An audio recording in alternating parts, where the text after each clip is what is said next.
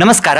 ಕರ್ನಾಟಕ ರಾಜ್ಯ ಸರ್ಕಾರಿ ನೌಕರರಿಗೆ ಏಪ್ರಿಲ್ 2023ರಿಂದ ಮಧ್ಯಂತರ ಪರಿಹಾರ ಐಆರ್ ಅನ್ನ ಕೊಟ್ಟಿರುವಂತದ್ದಾಗಿದೆ. 17% ಐಆರ್ ಕೊಟ್ಟಿರುವಂತದ್ದು.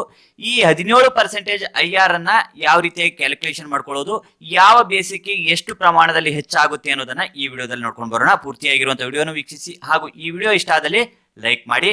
ಇಲ್ಲಿ ಕರ್ನಾಟಕ ರಾಜ್ಯ ಸರ್ಕಾರಿ ನೌಕರರಿಗೆ ಇರುವಂತಹ ಒಂದು ವೇತನಗಳು ಈ ರೀತಿಯಾಗಿರುವಂತದ್ದಾಗಿದೆ. 17,000ದಿಂದ ಪ್ರಾರಂಭಿಸಿ 1,50,600ರವರೆಗಿನ ವೇತನಗಳಿರುವಂತದ್ದು ಆಗಿದೆ. ಇಲ್ಲಿ group A, group B, group C, group D ಇವರಿಗೆ ಬೇರೆ ಬೇರೆ ರೀತಿಯಾಗಿರುವಂತಹ ವೇತನ ಶ್ರೇಣಿಗಳು ಸಹ ಇರುವಂತದ್ದಾಗಿರ್ತದೆ. ಇವುಗಳನ್ನೆಲ್ಲ ಒಟ್ಟಾರೆಯಾಗಿ ಸೇರಿಸಿಕೊಂಡಾಗ ಈ ರೀತಿಯಾಗಿ 17,000ದಿಂದ ಪ್ರಾರಂಭಿಸಿ 1,50,600ರವರೆಗೆ ಬರುವಂತದ್ದಾಗಿರ್ತದೆ.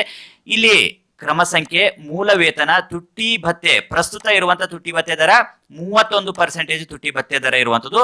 ಹಾಗೂ ಮನೆ ಬಾಡಿಗೆ ಭತ್ಯೆ ಇಲ್ಲಿ HR ನ 8% ತಗೊಂಡಿದ್ದು, ಗ್ರಾಮೀಣ ಪ್ರದೇಶದಲ್ಲಿ 8% ಇರುವಂತದ್ದು. ಇದು ಆದ ನಂತರ 16%, 24% ಸಹ ಇರುವಂತದ್ದಾಗಿರ್ತದೆ.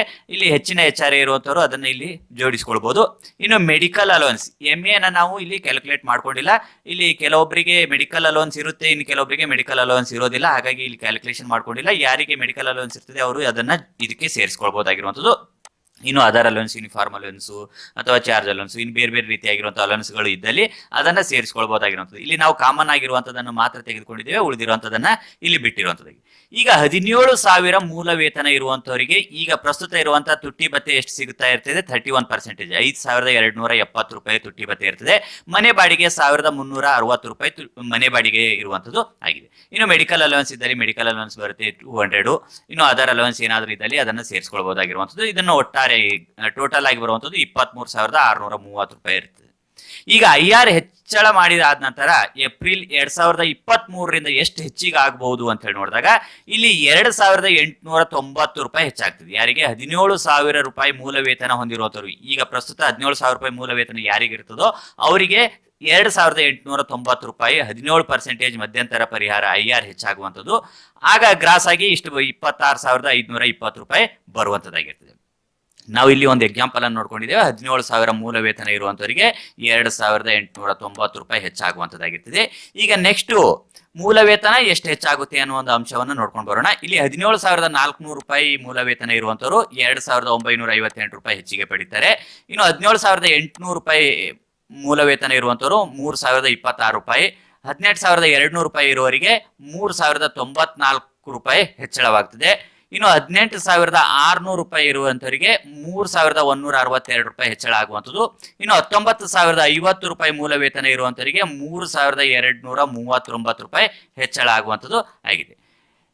ಇನ್ನು 19,500 ರೂಪಾಯಿ ಮೂಲ ವೇತನ ಇರುವಂತವರಿಗೆ 3,315 ರೂಪಾಯಿ ಹೆಚ್ಚಾಗ್ತದೆ. ಇನ್ನು 19,950 ರೂಪಾಯಿ ಮೂಲ ವೇತನ ಇರುವಂತವರಿಗೆ 3,392 ರೂಪಾಯಿ ಹೆಚ್ಚಳ ಆಗ್ತದೆ. 20,400 ರೂಪಾಯಿ ಮೂಲ ವೇತನ ಇರುವಂತವರಿಗೆ 3,468 ರೂಪಾಯಿ ಹೆಚ್ಚಳ ಆಗ್ತದೆ. 20,900 ರೂಪಾಯಿ ಇರುವಂತವರಿಗೆ 3,553 ರೂಪಾಯಿ ಹೆಚ್ಚಳ ಆಗ್ತದೆ. ಇನ್ನು 21,400 ರೂಪಾಯಿ ಮೂಲ ವೇತನ ಇರುವಂತವರಿಗೆ 3,638 ರೂಪಾಯಿ ಹೆಚ್ಚಳ ಆಗ್ತದೆ. 21,900 ರೂಪಾಯಿ ಇರುವವರಿಗೆ 3,723 ರೂಪಾಯಿ ಹೆಚ್ಚಳ ಆಗ್ತದೆ. 22,400 ರೂಪಾಯಿ ಇರುವಂತವರಿಗೆ 3,808 ರೂಪಾಯಿ ಹೆಚ್ಚಳ ಆಗ್ತದೆ. ಇನ್ನು 22,950 ರೂಪಾಯಿ ಇರುವಂತವರಿಗೆ 3,902 ರೂಪಾಯಿ ಹೆಚ್ಚಳ ಆಗ್ತದೆ. ಇನ್ನು 23,500 ರೂಪಾಯಿ ಮೂಲ ವೇತನ ಇರುವಂತವರಿಗೆ 3,995 ರೂಪಾಯಿ ಹೆಚ್ಚಳ ಆಗ್ತದೆ. 24,050 ರೂಪಾಯಿ ಮೂಲ ವೇತನ ಇರುವಂತವರಿಗೆ 4,089 ರೂಪಾಯಿ ಹೆಚ್ಚಳ ಆಗ್ತದೆ. ಇನ್ನು 24,600 ರೂಪಾಯಿ ಇರುವಂತವರಿಗೆ 4,182 ರೂಪಾಯಿ ಹೆಚ್ಚಳವಾಗುವಂಥದ್ದು. ಇನ್ನು 25,200 ರೂಪಾಯಿ ಮೂಲ ವೇತನ ಇರುವಂತವರಿಗೆ 4,284 ರೂಪಾಯಿ ಹೆಚ್ಚಳ ಆಗ್ತದೆ. 25,800 ರೂಪಾಯಿ ಮೂಲ ವೇತನ ಇರುವಂತವರಿಗೆ 4,386 ರೂಪಾಯಿ ಹೆಚ್ಚಳ ಆಗುವಂಥದ್ದು. ಇನ್ನು 26,400 ರೂಪಾಯಿ ಮೂಲ ವೇತನ ಇರುವಂತವರಿಗೆ 4,488 ರೂಪಾಯಿ ಹೆಚ್ಚಳವಾಗುವಂಥದ್ದು.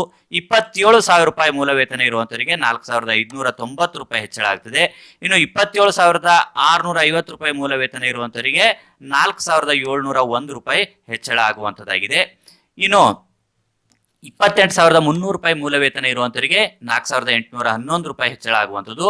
ಇನ್ನು 28,950 ರೂಪಾಯಿ ಮೂಲ ವೇತನ ಇರುವಂತವರಿಗೆ 4,922 ಹೆಚ್ಚಳ ಆಗುವಂಥದ್ದು. ಇನ್ನು 29,600 ಮೂಲ ವೇತನ ಇರುವಂತವರಿಗೆ 5,032 ರೂಪಾಯಿ, 30,350 ರೂಪಾಯಿ ಇರೋರಿಗೆ 5,160, ಇನ್ನು 31,100 ರೂಪಾಯಿ ಇರುವಂತವರಿಗೆ 5,287, 31,850 ರೂಪಾಯಿ ಇರೋರಿಗೆ 5,415, 32,600 ರೂಪಾಯಿ ಇರೋರಿಗೆ 5,542, 33,450 ರೂಪಾಯಿ ಇರೋರಿಗೆ 5,687 ರೂಪಾಯಿ, 34,300 ರೂಪಾಯಿ ಮೂಲ ವೇತನ ಇರೋರಿಗೆ 5,831 ರೂಪಾಯಿ, 35,150 ಮೂಲ ವೇತನ ಇರುವಂತವರಿಗೆ 5,976 ರೂಪಾಯಿ ಹೆಚ್ಚಳವಾಗುವಂತದ್ದಾಗಿದೆ. ಇನ್ನು 36,000 ಮೂಲ ವೇತನ ಇರುವಂತವರಿಗೆ 6,120 ರೂಪಾಯಿ, 36,950 ಮೂಲ ವೇತನ ಇರುವಂತವರಿಗೆ 6,282, 37,900ಕ್ಕೆ 6,443, 38,850ಕ್ಕೆ 6,605 ರೂಪಾಯಿ, 39,800ಕ್ಕೆ 6,766, 40,900ಕ್ಕೆ 6,953, 42,000ಕ್ಕೆ 7,140, 43,100ಕ್ಕೆ 7,327, 44,200ಕ್ಕೆ 7,514, 45,300ಕ್ಕೆ 7,701, 46,400ಕ್ಕೆ 7,888, 47,650ಕ್ಕೆ 8,101, 48,900ಕ್ಕೆ 8,313, 50,150ಕ್ಕೆ 8,526, 51,400ಕ್ಕೆ 8,738, 52,650ಕ್ಕೆ 8,951, ಇನ್ನು 53,900ಕ್ಕೆ 9,163, ಇನ್ನು 55,350ಕ್ಕೆ 9,410, 56,800ಕ್ಕೆ 9,656, 58,250ಕ್ಕೆ 9,903, 59,700ಕ್ಕೆ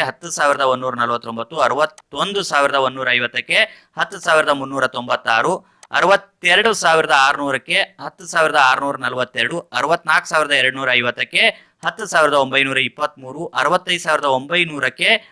12,045,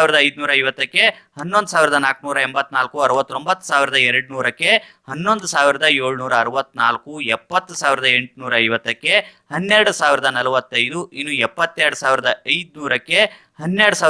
72,500ಕ್ಕೆ 12,325, 74,400ಕ್ಕೆ 12,648, 76,300ಕ್ಕೆ 12,971, 78,200ಕ್ಕೆ 13,294, 80,100ಕ್ಕೆ 13,617, 82,000ಕ್ಕೆ 13,940, ಇನ್ನು 83,900ಕ್ಕೆ 14,263, 86,100ಕ್ಕೆ 14,637, 88,300ಕ್ಕೆ 15,011, 90,500ಕ್ಕೆ 15,385, 92,700ಕ್ಕೆ 15,759, 94,900ಕ್ಕೆ 16,133, 97,100ಕ್ಕೆ 16,507, 99,600ಕ್ಕೆ 16,932 ಹೆಚ್ಚಳವಾಗುವಂಥದ್ದು.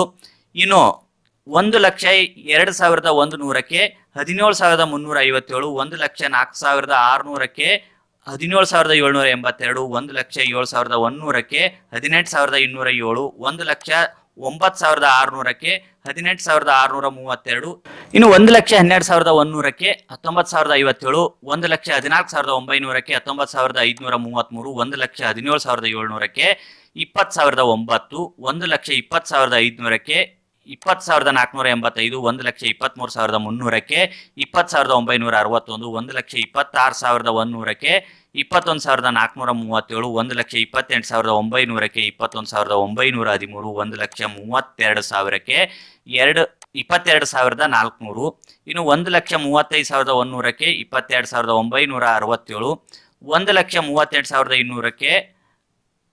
22,967, 1,38,200ಕ್ಕೆ 23,494, 1,41,300ಕ್ಕೆ 24,021, 1,44,400ಕ್ಕೆ 24,548, 1,47,500ಕ್ಕೆ 25,075, ಇನ್ನು 1,50,600ಕ್ಕೆ 25,602 ಹೆಚ್ಚಳವಾಗುವಂಥದ್ದು ಆಗಿದೆ. ಹೀಗೆ 1,50,600ಕ್ಕೆ 25,602 ಹೆಚ್ಚಳವಾಗುವಂಥದ್ದಾಗಿದೆ. ಕನಿಷ್ಠ ಅಂದಾಗ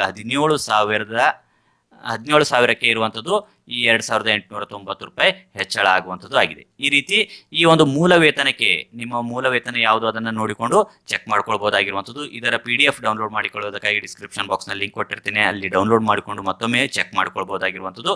ಈ ವಿಡಿಯೋ ನಿಮಗೆ ಇಷ್ಟ ಆದಲ್ಲಿ ಲೈಕ್ ಮಾಡಿ. ಮತ್ತೆ ಭೇಟಿಯಾಗೋಣ. ಅಲ್ಲಿವರೆಗೂ ಧನ್ಯವಾದಗಳು.